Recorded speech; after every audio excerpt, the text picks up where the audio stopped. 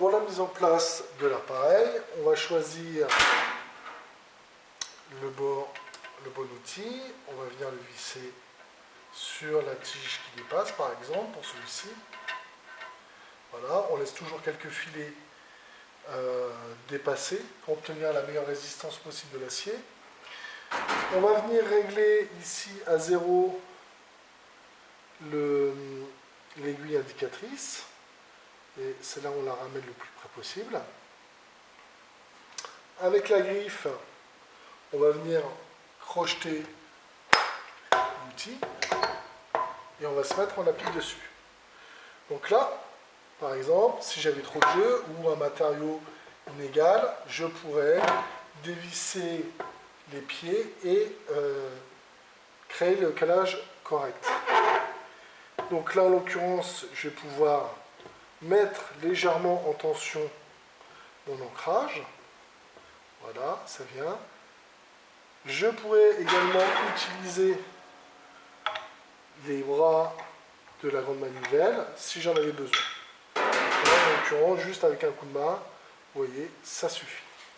Et ensuite, on va mettre en tension en montant tout doucement en tension l'appareil. Alors, ça doit venir soit jusqu'à rupture de la cheville ou du support. Et si on n'arrive pas à rupture,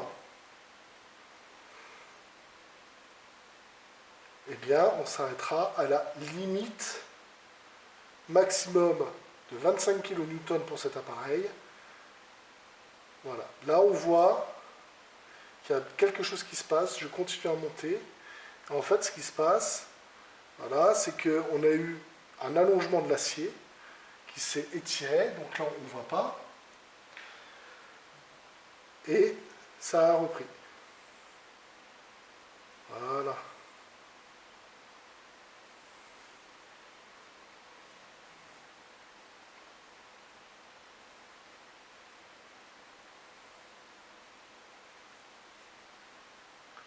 Donc je vais maintenir l'appareil.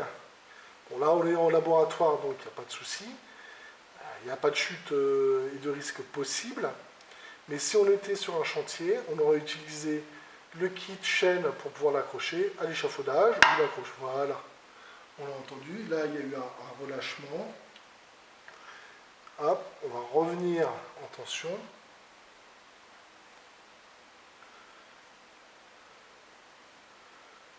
Voilà.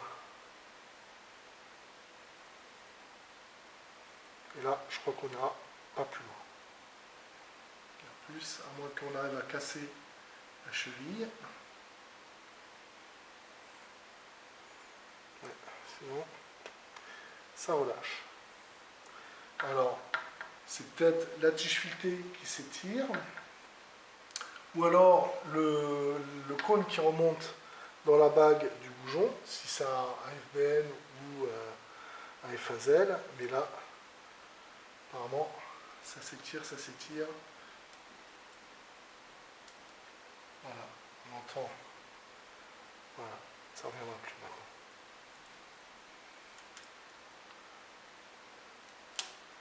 Voilà. Et en fait, là, il y a un relâchement total. Pourquoi? Parce que là, on a le béton qui vient.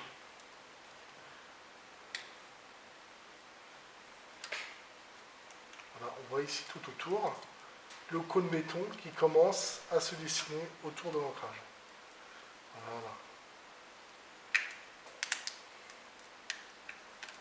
Voilà. Là, ça a complètement relâché, il n'y a plus rien qui tient. Voilà. Et là, je suis arrivé au bout de la vis. Donc du coup, il faudrait que je revienne. Et je pourrais finir l'essai en utilisant, par exemple, la grosse molette, là. Mais là, ça n'a pas aucun...